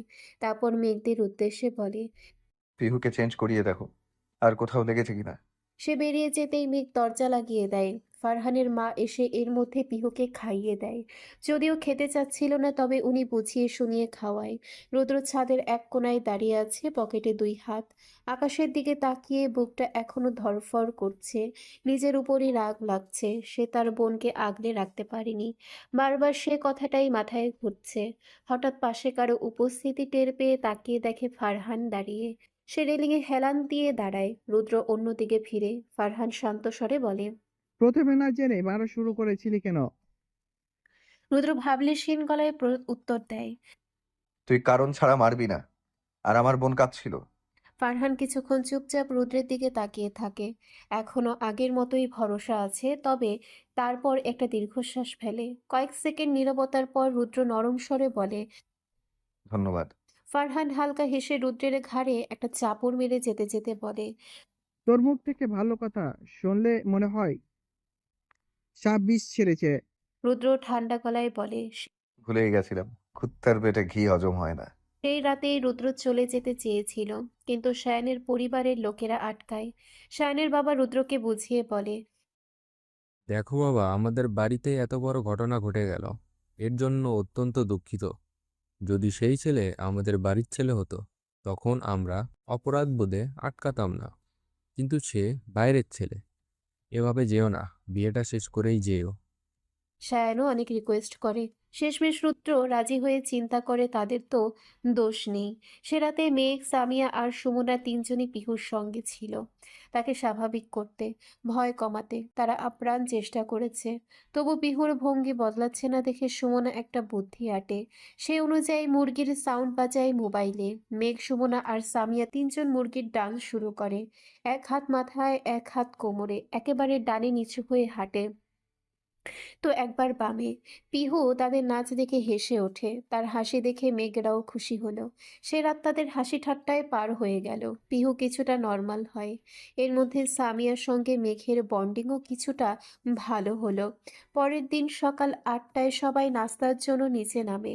নাস্তা করে সবাই ধীরে ধীরে রেডি হতে শুরু করবে। 11টায় রওনা হবে। সেন্টার বেশ দূরে। রুদ্ররা সবাই নাস্তার টেবিলে বসতেই হঠাৎ পাশে কেউ ধুম করে পড়ার শব্দ শুনে চমকে তাকায়, দেখল সকাল সকাল ভুইয়া বাড়ির ডাইনিং টেবিলে সবাই বসে নাস্তা করছে। হঠাৎ ধুম করে কারো পড়ে যাওয়ার শব্দে সবাই চমকে তাকাতেই দেখে রিক মেঝেতে পড়ে আছে। এক হাত কোমরে দিয়ে কুকাচ্ছে, অন্য হাতে শাপলা ফুল ধরা। সবাই দ্রুত এগিয়ে যায়। এদিকে রিক পড়ে আহাজারি শুরু করে। Oh my god, guys help me, my কবর ইজ ভাইগা গেল। নাও ডব ডি উইল গিভ মি দেয়ার ভাইয়া। পড়ে গিয়েও ওর বিপ্লবী শেষ হয় না। সুমনা রিকের কথায় বলে, প্লিজ বন্ধ ইয়োর মুখ, নাইলে মায়ের father reject you for your হাঙ্কু পাঙ্কু English. Hey, shut your book and টাইডা তুলবি। এদের আজগুবি ইংলিশ শুনে সবাই হাসতে হাসতে শেষ। সায়ান আর সাদ মিলে রিককে টেনে তোলে। তেমন ব্যথা পায়নি, তবে বেকায়দায় পড়ে কোমরে হালকা লেগেছে। রিককে নিয়ে হাসি ঠাট্টা করতে করতে সবাই নাস্তা শেষ করে উঠে যায়, তবে কেউ একজন খুব গিল্টি ফিল করছে। আসতে পারি ভাইয়া? রিক বিছানায় বসে ফোন টিপছিল, হঠাৎ মেলি ডাকে দরজার দিকে তাকায়। মিষ্টিকে দেখে হেসে বলে, অবশ্যই। মিষ্টি এসে রিকের সামনে হালকা মাথা নিচু করে দাঁড়ায়। সরি ভাইয়া, আমার জন্যই এমন হয়েছে। আরে না, এটা জাস্ট একটা অ্যাক্সিডেন্ট ছিল। মিষ্টি মন খারাপ করে বলে, তাও আমি শাপলা আনতে বলেছিলাম, আর তার জন্যই তো ভিজে গিয়ে পিছলে পড়েছেন। রিক হেসে বলে, আরে তেমন কিছু না, একদম মন খারাপ করো না। তোমার মুখে হাসি না দেখলে আমার ভালো লাগে না। রিকের কথায় মিষ্টি হঠাৎ মাথা তুলে তাকায়। চোখে চোখ পড়তে লজ্জায় মিষ্টি দ্রুত বেরিয়ে যায়, আর রিক মাথা চুলকে লাজুক হাসি হাসে। মেয়েদের জন্য পার্লারের মেয়ে বুক করা হয়েছে, একটু পরে আসবে। মেঘ সোফায় বসে আছে, অন্যদিকে রুদ্ররা বাইরে কি করছে কে জানে। সায়ানের এক কাজিন সাফার সাথে মেঘের বেশ ভাব জমেছে। আলাপচারিতায় জানতে পারে সাফা ডিভোর্সি। মেঘ ইতস্তত করে জিজ্ঞেস করে, তোমার ডিভোর্স হলো কেন? সাফা দীর্ঘশ্বাস ফেলে বলে, মেঘ চমকে যায়। এত সুন্দরী মেয়েকে ছেড়ে কেউ যায়? মুখ ফসকে বলে ফেলে, এমন সুন্দরী বউ রেখেও পুরুষ অন্য নারীতে আসক্ত হয়? সাফা হেসে বলে,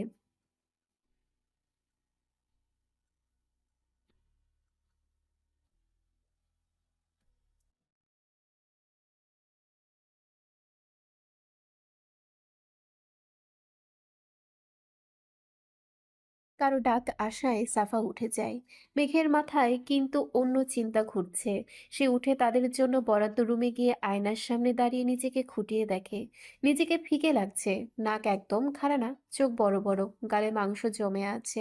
হাসলে আরো ফুলে যায়। নিজেকে নিজেই বলছে, আমি তো আহামরি সুন্দরী নই, তাহলে উনি সুন্দরী মেয়ে পেলে আমাকে ছেড়ে দেবেন না তো? ছেলেরা তো স্লিম জিরো ফিগারের মেয়ে পছন্দ করে, আমি তো মোটা হয়ে গেছি, তবে কি উনি আমাকে আর পছন্দ করবেন না? বুকের ভেতর কেমন যেন করে ওঠে। শ্বাস নিতে কষ্ট হয়। কিছুক্ষণ যেতেই তা বেড়ে যায়, শ্বাসকষ্ট শুরু হয়। হাঁসফাঁস করতে করতে ব্যাগের চেইন একের পর এক খুলে ইনহেলার খুঁজছে, পাচ্ছে না। এই সময় রুদ্র ফোন নিতে রুমে ঢোকে। মেঘকে অস্থিরভাবে কিছু খুঁজতে দেখে এগিয়ে যায়। কি খুঁজছো? মেঘ তাকাতেই রুদ্র চমকে যায়, দ্রুত টেনে বিছানায় বসায়। মেঘ শ্বাস নিতে পারছে না, ছটফট করছে। রুদ্র ব্যাগের শেষ চেইন খুলে ইনহেলার বের করে দেয়। ইনহেলার নেওয়ার পর মেঘ কিছুটা স্বাভাবিক হয়। ক্লান্ত মাথা রুদ্রের কাঁধে রেখে বসে থাকে। রুদ্র মাথায় হাত বুলিয়ে দেয়, বলে, খারাপ লাগছে? নেবুলাইজড করবে? মেঘ মাথা নেড়ে না করে। কিছুক্ষণ নীরব থাকার পর রুদ্র জিজ্ঞেস করে, কি হয়েছে বউ, চিন্তিত লাগছে। মেঘ মাথা তুলে আসতে বলে, আপনার কি এখন আমাকে ভালো লাগে না? রুদ্র অবাক দ্রুত মেঘের গালে এক হাত দিয়ে বলে, কে বলেছে? আমি জিম করব। কেন? আমি মোটা হয়ে যাচ্ছি। তো তো আপনি আমাকে পছন্দ করবেন না? বেশিরভাগ ছেলেদের সুন্দর জিরো ফিগারের মেয়ে দেখলে চোখ আটকায়। রুদ্র নরম স্বরে বলে, মেঘ কিন্তু আমি তো এই মেঘেতেই আটকাই। আমার না স্লিম ভালো লাগে না, মোটা ভালো লাগে। আমার কাছে মেঘকে ভালো লাগে। আমার বউ সব দিক দিয়ে পারফেক্ট। আমি তো তোমার থেকে চোখ সরাতেই পারি না, অন্যদিকে কখন আটকাবো? লজ্জা আর ভালো লাগার মিশ্র অনুভূতিতে তাকিয়ে হঠাৎ মাথায় একটা প্রশ্ন আসতেই বলে, কিছু পুরুষ সুন্দরী বউ রেখে পরকিয়া কেন করে? রুদ্র মুখ শক্ত করে। মেঘ ওরা কাপুরুষ। সুপুরুষ কখনোই নিজের বউ রেখে অন্য নারীতে আসক্ত হয় না। ফট করে জিজ্ঞেস করে, দ্বিতীয় নারীর জন্য আমাকে ছেড়ে দেবেন না তো? রুদ্র মৃদু হেসে তার জামা ভেদ করে কোমর জড়িয়ে কাছে টেনে নেয়। কপালে কপাল ঠেকিয়ে হালকা স্বরে গেয়ে ওঠে, এই প্রণয়ে কথা দিলাম, সূর্য চন্দ্র তারা সাক্ষী থেকো। মরণ যেন হয়, হয় না তোমায় ছাড়া। মেঘ শিউরে উঠে মুচকি হাসে, দুই হাতে রুদ্রের গলা জড়িয়ে ধরে। ঠিক তখনই দরজা খোলা পেয়ে সাদ ভেতরে চলে আসে। ভাইয়া, শাহিন ভাইয়া। ভেতরে দেখেই থেমে যায়, দ্রুত পেছনে ঘুরে বলে। আস্তাগফিরুল্লাহ, আমি কিছু দেখিনি। ওর গলা শুনে রুদ্র মেঘ দুজনেই ছিটকে যায়। মেঘ তড়িঘড়ি ওয়াশরুমে ঢুকে পড়ে। রুদ্র কড়া চোখে সাদের দিকে তাকিয়ে বলে। বুঝেছি। সুমনার জন্য ভালো ছেলে খুঁজতে হবে। সাদ ফট করে বলে। না ভাইয়া, তোমরা দরজা খুলে রোমান্স করলে আমার মতো ভদ্র সিঙ্গেল সুশীল ছেলেটা কি বুঝবে? রুদ্র ফোন হাতে বেরিয়ে যেতে যেতে বলে। তোর বিয়েটা হোক, তারপর দেখছি। ফারহান করিডোর থেকে বেশ কিছুক্ষণ ধরে পিহু আর রাফানকে লক্ষ্য করছে। সোফায় বসে কি নিয়ে যেন হেসে হেসে কথা বলছে তারা। কেন যেন ফারহানের সেটা একদমই ভালো লাগছে না। ভেতরে ভেতরে রাগ জমছে। হঠাৎ করে সে নিচে নেমে আসে। পিহু কথা বলতে বলতে সিঁড়ির দিকে চোখ যেতেই থেমে যায়। ফারহান আসছে, পরনে কালো প্যান্ট, নেভি ব্লু শার্ট, উপরে দুইটা বোতাম খোলা রাখা। হালকা ফর্সা বুকের অংশ দেখা যাচ্ছে। সুঠাম দেহে শার্টটা একদম লেগে আছে, বেশ নজর কাড়া লাগছে। একটু পর হয়তো তার উপর কোটও পড়বে। এক কথায় পিহুর চোখ সরানো দায়। পিহু, কি ভাবছো? রাফানের ডাকে ঘোর কাটে, চোখ সরিয়ে রাফানের দিকে তাকায়। না ভাইয়া, কিছু না। এর মধ্যে ফারহান এসে ধপ করে পিহুর পাশে বসে পড়ে। পিহু আর চোখে বারবার তাকাচ্ছে। ফারহান রাফানকে বলে। তোকে সায়ন ডাকছে। রাফান ভ্রুকুচকে জিগায়। কেন? I don't know. ফারহানের ভাবলেশীন জবাবে রাফান উঠে সায়নদের কাছে চলে যায়। পিহু তখনও চুপচাপ অন্যদিকে তাকিয়ে বসে আছে। ফারহানের কেমন যেন অস্বস্তি লাগলো। এ মেয়ে তাকে সামনে পেয়ে এত চুপ, এমন তো কখনো হয়নি। একটু আগে কি হেসে হেসে কথা বলছিল। বাধ্য হয়ে নিজে থেকেই বলছে, মেয়ে এখন কেমন লাগছে? আগের থেকে ভালো। খেয়েছো? হুম। এখানে কি করছো? এমনি বসেছিলাম। শুধু ছোট ছোট উত্তরই দিচ্ছে, আবার তার দিকে তাকাচ্ছেও না। ফারহান কিছুক্ষণ ভেবে জিজ্ঞেস করে। পিহু রেডি হবে কখন? সোজাসাপটা উত্তর। একটু পর হব। ফারহানের রাগ চেপে গেল না। খানিকটা গম্ভীর গলায় আমাকে কি খারাপ লাগছে দেখতে? পিহু অবাক হয়ে তাকায়। না তো। তো তাকাচ্ছ না কেন? তাকিয়ে কি হবে? কি হবে মানে? আমার সাথে কথা বলতে চোখে চোখ রেখে বলতে হবে। পিহু কোনো উত্তর দেয় না, হঠাৎ নরম স্বরে বলে। ধন্যবাদ। আপনার কাছে আমি আজীবন কৃতজ্ঞ থাকব। কাল আপনি সময় মতো না এলে হয়তো আমি এখন সুইসাইড। ফারহান হঠাৎ হাত দিয়ে তার মুখ চেপে ধরে। পিহু চোখ বড় বড় করে তাকায়। ফারহান সাথে সাথে হাত ছেড়ে দিয়ে নির্লিপ্ত স্বরে বলে। এসব বাজে কথা মুখে আনবে না। আর ধন্যবাদের প্রয়োজন নেই। কাউকে বিপদে দেখে সাহায্য করা মানুষ হিসাবে এটা আমার দায়িত্ব। পিহু শান্ত চোখে তাকায়। ফারহানের দৃষ্টিও তার দিকে। আমার জায়গায় অন্য মেয়ে থাকলেও এভাবে বাঁচাতেন? এমন রিয়েক্ট করতেন? ফারহান কিছুক্ষণ চুপ থেকে বলে। হ্যাঁ। আর ওভাবে বুকেও আগলে নিতেন। ফারহান শুধু তাকিয়েই থাকে, উত্তর দেয় না। পিহু আর অপেক্ষা না করে উঠে উপরে যেতে হাঁটে। কিছু দূর যেতেই ফারহানের ডাকে পেছন ফিরে। তোমাকে বাচ্চামি, হাসি খুশি আর চঞ্চলতাই মানায়। দেবদাস সাজা একটুও মানায় না। পিহু দুষ্টু হেসে বলে। মনে হচ্ছে নেতা সাহেব আমার প্রেমে পড়ে যাচ্ছেন। পিহুর কথায় ফারহান থতমত খায়। ফারহানের হুঁশ ফেরে কি বলছিল, দ্রুত কথা কাটিয়ে দেয়। এমন কিছুই না। বন্ধু শত্রুর বোনও তো আমার বোনের মতোই, সেই হিসাবেই বলছি। পিহু কোমরে হাত দিয়ে চোখ ছোট করে বলে। আমি কিন্তু আপনার কোনো বোন না। কারণ? পিহু আটকাতেও ফারহান বলে। কারণ কি? পিহু হাসতে হাসতে গেয়ে ওঠে। আমি নষ্ট মনে নষ্ট চোখে দেখি তোমারে, মন আমার কি চায় বোঝাই কেমনে। বলেই এক চোখ মেরে উপরে চলে যায়। এদিকে ফারহান বিষম খেয়ে বসে বিড়বিড়ায়। মেঘ বেয়াদব মহিলা। রেডি হয়ে বসে আছে। রুদ্র মাত্রই রুমে ঢুকেছে, ঘেমে টেমে অবস্থা খারাপ। ড্রেসিং টেবিলের দিকে তাকাতেই থমকে যায়। মেঘ চুল ঠিক করে সাইড টেবিল থেকে এক গ্লাস পানি এগিয়ে দেয়। রুদ্র চুপচাপ খেয়ে নেয়। মেঘ কাপড় এনে দেয়। নিন, গোসল করে রেডি হয়ে নিন। রুদ্র মেঘের হাত থেকে নিজের উরুর উপর বসিয়ে দেয়। হাসকি স্বরে বলে। তোমাকে কেমন লাগছে জানো বউ? কেমন? রুদ্র মেঘের ঘাড়ে মুখ ডুবিয়ে নাক ঘেঁষে বলে। মাঝরাতেরই তো সুন্দর লাগছে। মেঘ সুড়সুড়ি পেয়ে নড়ে চড়ে ওঠে। কি করছেন? ছাড়ুন। ছাড়তে ইচ্ছে করছে না বউ, মনে যাচ্ছে এভাবেই যুগের পর যুগ তোমাকে রেখেই কাটাই। তারপর দুষ্টু হেসে বলে। আবার মাঝে মাঝে একটু আদরও করি। মেঘ জোর করে ছাড়িয়ে নেয়। আপনি গোসলে যান তো। রুদ্র মেঘের কপালে আলতো ঠোঁট ছোঁয়ায় যেন মেকআপ নষ্ট না হয়। তারপরে বাথরুমে ঢোকে। মেঘ চলে যায় পিহুদের কাছে। তুমি তোমার পিক স্টোরি দিয়েছো কোন সাহসে? সাদের প্রশ্নে সুমনা মুখ কুঁচকে বলে। কারণ আমি এখন সিঙ্গেল, আমার সুন্দর রূপ সবাইকে দেখাতে আপলোড দিয়েছি। কেন, তোমার জ্বলে নাকি? অবশ্য জ্বলবেই, এত সুন্দর গার্লফ্রেন্ড হারিয়েছো। আর কিছু বলার আগেই সাদ একটানে সুমনাকে নিজের সামনে নিয়ে আসে। ধাক্কা খেয়ে সুমনা সাদের বুকের সাথে লেগে যায়। সাদের এক হাত সুমনার লেহেঙ্গার ওড়নার ভেতরে দিয়ে পেটে রেখে শক্ত করে চেপে ধরে। এবার বলো, কি যেন বলছিলে ম্যাডাম? সুমনার নিঃশ্বাস বন্ধ হয়ে আসছে, দ্রুত শ্বাস নিচ্ছে। সাদের স্পর্শে নড়াচড়া করার শক্তিও নেই। তোতলাতে তোতলাতে ছাড়ো, কেউ দেখবে। সাদ নির্লিপ্তভাবে বলে। দেখুন, আমার বাচ্চার মাকে যা খুশি করতে পারি, তাই না? সুমনা লজ্জায় মাথা নিচু করে থাকে। সাদ তার কানের কাছে মুখ নিয়ে বলে। তাই না? সুমনা মাথা ঝাঁকায়। সাদ হেসে ছেড়ে দেয়। সুমনা বারবার ওড়না ঠিক করছে, চারিপাশে তাকাচ্ছে। এইবার বলো, স্টোরিতে নিজের ছবি দিয়েছো কেন? ভুল হয়েছে, আর দেবো না। ডিলিট কে করবে? আমি। ফার্স্ট ডিলিট করো, অ্যান্ড যা যা ছবি তুলেছো আমার নাম্বারে পাঠাও। বলেই সাদ সুমনার গাল টিপে চলে যায়। সুমনার বুক এখনো ধক ধক করছে। মেঘদের দিকে যেতে যেতে সাদকে ইচ্ছে মতো বকে। অসভ্য ইতর বেয়াদব খবিস লোক।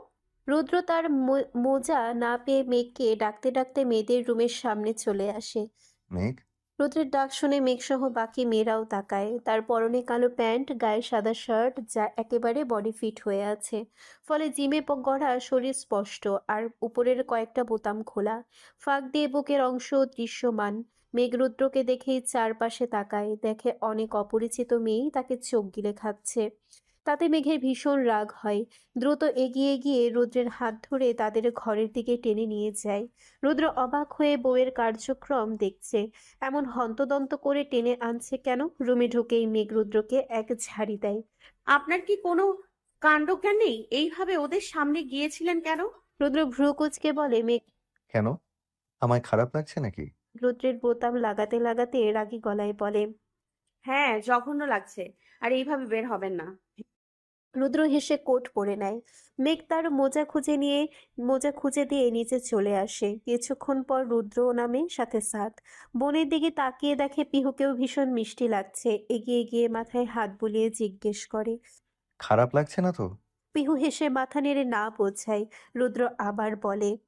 খারাপ লাগলে সাথে সাথে ভাইয়াকে বলবি, কেমন? পিহু মাথা নাড়তেই রুদ্র মেঘের দিকে তাকিয়ে চলে যেতে গিয়ে থেমে যায়। হাতের দিকে তাকিয়ে বলে। তোমার হাতের চুড়ি কোথায়? মেঘ হাতের দিকে তাকিয়ে বোন খারাপ গলায় বলে। ভেঙে গেছে। শোনা মাত্র রুদ্র চিন্তিত হয়ে এগিয়ে গিয়ে মেঘের হাত উল্টে পাল্টে দেখতে লাগে। কোথাও কাটেনি তো? না না না, ব্যাগে থাকতেই চাপ খেয়ে ভেঙে গেছে। পাশে সায়নের কাজিন সহ অন্য মেয়েরা মিটিমিটি হাসছে। রুদ্র শান্ত স্বরে বলে। আগে বলনি কেন? এখনই দেখেছি, তাই। রুদ্র হাত ছেড়ে ফোন করতে করতে চলে যায়। মেয়েরা তো রুদ্রকে নিয়ে রীতিমতো গবেষণায় নেমে যায়। এক একজন বলছে বইয়ের অতি ক্ষুদ্র বিষয় খেয়াল রাখে এমন পুরুষ এখনো আছে। প্রায় 15 মিনিট পর রুদ্র আবার হাজির হয়। মেঘকে ইশারা করলে সে এগিয়ে যায়। রুদ্র প্যাকেট থেকে গোলাপি চুড়ি জোড়া বের করে মেঘের হাতে যত্নে পরিয়ে দিয়ে চলে যায়। সব মেয়েরা বলে ওঠে, রুদ্র ভাই তো একেবারে বউ পাগল। মেঘ অনেক লাকি, এমন জামাই সবার ড্রিম, ইত্যাদি ইত্যাদি। তখন সাফা দীর্ঘশ্বাস ফেলে বলে।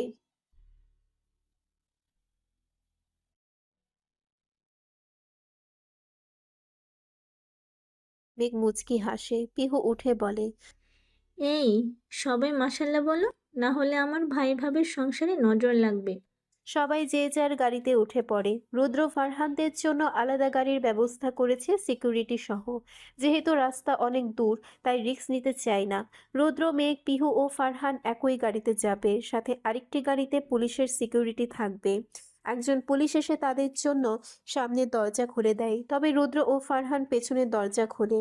মেঘ পিহুকে ইশারা করলে দুজনেই দুদিকে উঠে পড়ে। তারপর রুদ্র ড্রাইভিং সিটে আর ফারহান পাশে বসে।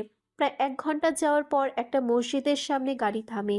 এখান থেকে পুরুষরা নামাজ পড়বে, মহিলারা গাড়িতেই থাকবে। পিহুর একটু বিরক্ত লাগছিল। তখনই জানালায় দেখে সুমনা ঠোকা দিচ্ছে। সুমনা এখানে একা কি করছে? তাদের সাথে ছিল না। সুমনাকে দেখে তারা বেরিয়ে আসে। সিকিউরিটি গার্ডরা নিষেধ করলেও ওরা শোনে না।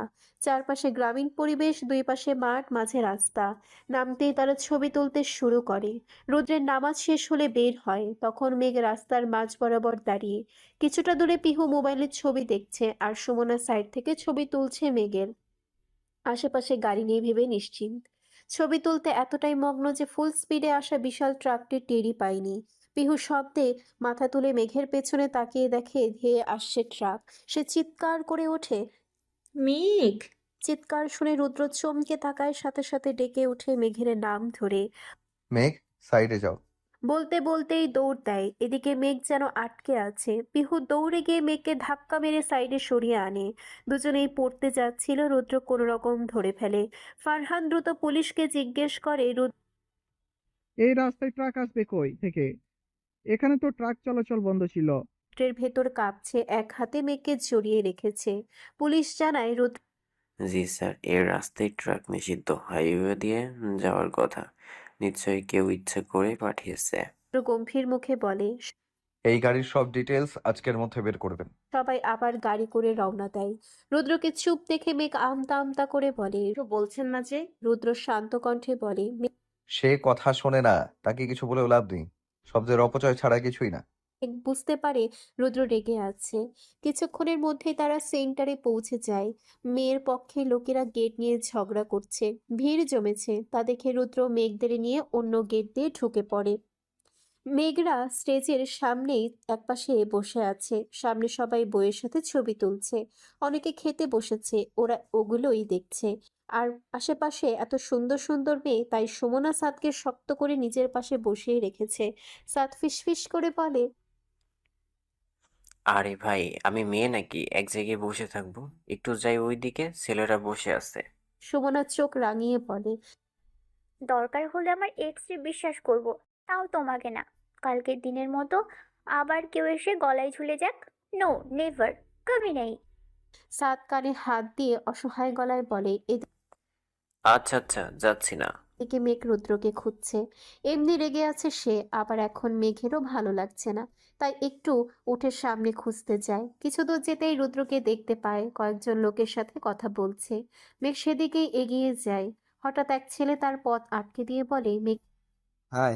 ইতস্তত করে জবাব দেয়। জি ভাইয়া, কিছু বলবেন? হ্যাঁ, আপনার নামটা কি? রুদ্রের চোখ তখন থেকেই মেঘের উপরেই ছিল। ছেলেটাকে মেঘের পথ আটকাতে দেখে দ্রুত এগিয়ে আসে। মেঘ। মেঘের কথা থামিয়ে দিয়ে রুদ্র বলে। মিসেস রুদ্র চৌধুরী। মেঘ ঘাড় ঘুরিয়ে তার দিকে তাকায়। ছেলেটি ভ্রু কুঁচকে বলে। ম্যারিড? রুদ্র এক হাত পকেটে, অন্য হাতে মেঘকে টেনে নিজের সাথে চেপে ধরে বলে। ইয়েস, কোনো সমস্যা? ছেলেটি মুখ শুকিয়ে বলে না, তেমন কিছু না। সেখান থেকে কেটে পড়ে। ভাবছিল মেঘ সিঙ্গেল। রুদ্র মেঘকে নিয়ে একপাশে গিয়ে বসে, তবে তার মুখে কোনো কথা নেই, হাসি নেই, শুধু গম্ভীর ভাব। মেঘ অনেকক্ষণ ধরে এক আঙ্গুল দিয়ে রুদ্রের গালে ছোট ছোট দাড়িতে হাত বোলাচ্ছে, কিন্তু রুদ্র চুপচাপ সামনের দিকে তাকিয়েই আছে। মেঘ মুখ চুপসে বলে। রেগে আছেন কেন এখনো? রুদ্র নির্লিপ্ত গলায় বলে। রেগে নেই। তো কথা বলছেন না কেন? এমনি। মেঘ চুপ হয়ে যায়, পাশে সেভাবেই বসে থাকে। হঠাৎ রুদ্র উঠে দাঁড়িয়ে কোট ঠিক করতে করতে বলে। চলো। মেঘও উঠে দাঁড়ায়। হায়। রুদ্র শান্ত কণ্ঠে তাকিয়ে বলে। সামনেই। তার হাত ধরে সেন্টারের বাইরে নিয়ে আসে। সামনের রাস্তা ধরে কিছুটা হেঁটে সামনেই দাঁড়ায়। রাস্তার দুই পাশে মাঠ আর গাছপালা, অসাধারণ সুন্দর পরিবেশ। মেঘ রুদ্রের হাত ছাড়িয়ে একটু এগিয়ে গিয়ে আশেপাশে তাকায়। ফুরফুরে লাগছে, মুচকি হেসে বলে। খুব সুন্দর না জায়গাটা? এরকম একটা জায়গায় ছোট্ট বাড়ি করে থাকলে কত শান্তি লাগবে। ফ্যানেরও দরকার নেই। কথা শেষ হবার আগেই রুদ্র বলে। আমার তোমাকে দরকার এখন। মেঘ চমকে পেছন ফিরে তাকায়। রুদ্রের দৃষ্টি স্থির, কণ্ঠে আকুতি। তাকে কেমন জানি লাগছে।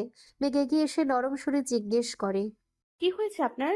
রুদ্র এক পা এগিয়ে এসে দু হাত মেলে আবার বলে। আমার তোমাকে দরকার। মেঘ বুঝে যায় রুদ্র আসলে কি বলতে চাইছে, আশেপাশে তাকায় কেউ নেই। বিয়ের লোকেরা সবাই ভেতরে, বাইরে নির্জন। মেঘ মুচকি হেসে এগিয়ে এসে তার খোলা বুকে নিজেকে সঁপে দেয়। রুদ্র শক্ত করে তাকে জড়িয়ে ধরে বুকের সাথে মিশিয়ে রাখ। মেঘ মৃদু স্বরে বলে। বুকের ভেতর ঢুকিয়ে ফেলবেন নাকি? রুদ্র বিষণ্ণ গলায় জবাব দেয়। পারলে তাই করতাম। মেঘ কিছুই বুঝতে পারছে না। কি হয়েছে আপনার, বলুন না। রুদ্র তাকে ছেড়ে দুকাল নিজের হাতে নিয়ে চোখে চোখ রাখে। তো আমি কি তোমার খারাপ চাই মেঘ? মেঘের কেমন জানি লাগে রুদ্র সাধারণত বউ বলেই ডাকে। হঠাৎ নিজের নামে ডাকায় অদ্ভুত লাগছে। মাথা নাড়িয়ে বলে না। রুদ্র আবার বলে, তাহলে শোনোনি কেন? কতবার বলেছিলাম অপরিচিত জায়গায় গাড়ি থেকে নামতে না, আমি না আসা অবধি। শোনোনি কেন? যদি কিছু হয়ে যেত? মেঘ চোখ নামিয়ে বলে। সরি। রুদ্র ঠান্ডা গলায় বলে। সরি দিয়ে কি মনের অশান্তি দূর হয়? হঠাৎ মেঘ হালকা হেসে বলে। আমি মরে গেলে তো আমি মরে গেলে তো আপনার ভালোই হবে, আবার একটা সুন্দরী বউ বিয়ে করতে পারবেন। রুদ্র রেগে ওঠে। তোমার ভাগ্য ভালো আমি বউয়ের গায়ে কোনোদিনও হাত তুলবো না বলে ভেবে রেখেছি, না হলে এইমাত্র 2 গালে 2টা চড় পড়তো। মরার শখ মিটিয়ে দিতাম। একটু চুপ থেকে নিজেকে সামলে নেয়, তারপর মেঘের হাত ধরে সামনে হাঁটতে হাঁটতে গম্ভীর গলায় বলে। শোনো বউ, আমার জীবনে তুমি ছাড়া আর দ্বিতীয় কোনো নারীর অস্তিত্ব নেই, আর থাকবেও না। এটা মাথায় ভালো করে ঢুকিয়ে নাও। ফারহান বেশ কিছুক্ষণ ধরে এক মেয়ের সঙ্গে হেসে হেসে কথা বলছে। এ কয়দিনে তো তাকে এত হাসতে একবারও দেখেনি পিহু। পিহুর মুখটা থমথমে হয়ে যায়। ভীষণ রাগে তার মন জ্বলে ওঠে। মোবাইল হাতে নিয়ে ডিরেক্ট ফারহানের সামনে চলে আসে। হঠাৎ সামনে পিহুকে দেখে ফারহান কপালে ভাঁজ করে তাকায়। পিহু নিজের ফোনটা ফারহানের দিকে বাড়িয়ে দিয়ে দাঁড়িয়ে থাকে। কি? পিহু ভাবলেশীন ভাবে বলে। ছবি তুলবো। ফারহান কপাল কুঁচকে বলে। তো তুলো। তো তুলে দিন। ফারহান অবাক হয়ে বলে। আমি হ্যাঁ, আপনি। ফারহান ডিরেক্ট বলে। পারবো না। মেয়েটির সামনে এভাবে না করায় পিহুর রাগ আরো বেড়ে যায়। ইগোতে লাগে ভীষণ, নাক ফুলিয়ে পাশের দিকে চলে যায়। এদিকে পাশের মেয়েটি পিহুর দিকে তাকিয়ে আবার ফারহানের দিকে ফিরে জিজ্ঞেস করে। ফারহান পিহুর দিকে তাকিয়েই বলে। যার কথা বলেছিলাম সে? মেয়েটি এক্সাইটেড হয়ে বলে। ফারহান মাথা নাড়ে। মাশাল্লাহ, কি কিউট রে। এত সুন্দর বাচ্চা মেয়েটাকে তুই এভাবে রিজেক্ট করছিস? ফারহান কিছুই বলে না, কেবল পিহুর দিকে কড়া চোখে তাকিয়ে আছে। এদিকে স্নেহা বলে। তুই শুধু শুধু নিজের লাইফ নষ্ট করছিস অন্য একটা মেয়ের জন্য, যাকে চিনিস না, জানিসও না নাম। পিহুর সঙ্গে মুভ অন করা উচিত। স্নেহার কথার মাঝে ফারহান চোয়াল শক্ত করে উঠে বড় বড় পা ফেলতে ফেলতে পিহুর দিকে হাঁটা ধরে। এদিকে পিহু ফারহানের থেকে এসে মন খারাপ করে এদিক সেদিক তাকাচ্ছে। অন্য মেয়েদের সাথে হেসে হেসে আড্ডা দিতে পারেন, আমাকে একটু ছবি তুলে দিতে পারছেন না? তাতে আমার কি, ছেলের অভাব পড়েছে নাকি? বলেই এদিক সেদিক ছেলেদের খুঁজতে থাকে। হঠাৎ চোখে পড়ল এক ছেলে। পিহু ডাকলো। ভাইয়া, আমাকে একটু ছবি তুলে দিবেন? ছেলেটি পিহুর কথায় রাজি হয়ে যায়। হবেই না কেন, সুন্দরী মেয়ে নিজেই চাইছে। ছেলেটির হাতে ফোন দিয়ে পিহুর সামনে পোজ দিয়ে দাঁড়ায়। ছেলেটি বলে। যেই ক্লিক করতে যেত ঠিক সেই সময় কেউ মোবাইলটা এমনভাবে ধরে নিল যেন বাঘের থাবা। ছেলেটা ভোরকে তাকায়, দেখে ফারহান চোখ গরম করে তাকিয়ে আছে। বেচারা ঢোক গিলে অন্য পাশে চলে যায়। সে যেতেই ফারহান নিজের ফোনের ক্যামেরা ধরে পিহুর দিকে ছবি তুলতে। তবে পিহু ফারহানকে দেখে রেগেমেগে 2 হাত লেহেঙ্গা আগলিয়ে ধরে ধেয়ে আসে। এই, আপনি এসেছেন কেন? যান, ওর কাছে যান, আমার মোবাইল দিন। বলেই ফারহানের হাত থেকে ফোন নেওয়ার চেষ্টা করে। ফারহান ফোনটি উপরে তুলে ধরে। নিতে পারলে নাও। পিহু কটমট করে তাকিয়ে থাকে, তার হাইটের সুযোগ নিচ্ছে। ফুস করে উঠে বারবার হাত উঁচিয়ে নিতে চায়, তবে হাতের নাগালে পাচ্ছে না। শেষমেশ না পেরে বলে। এই, আপনারা ছেলেরা এত খাম্বার মতো হতে কে বলেছে? ফারহান চোখ ছোট ছোট করে বলে। তোমাদের পুঁটি মাছের মতো হতে কে বলেছে? পিহু রেগে বলে। আমরা পুঁটি মাছ? ফারহান হালকা হেসে বলে। তা নয় তো কি? পিহু কড়া চোখে তাকিয়ে নাক ফুলিয়ে উঠে রাগে। ফারহান হঠাৎ পিহুর নাক টিপে বলে। পিচ্চিদের বেশি রাগ করতে নেই, যাও দাঁড়াও, ছবি তুলে দিচ্ছি। ফারহানের কথায় পিহু অভিমান নিয়ে বলে।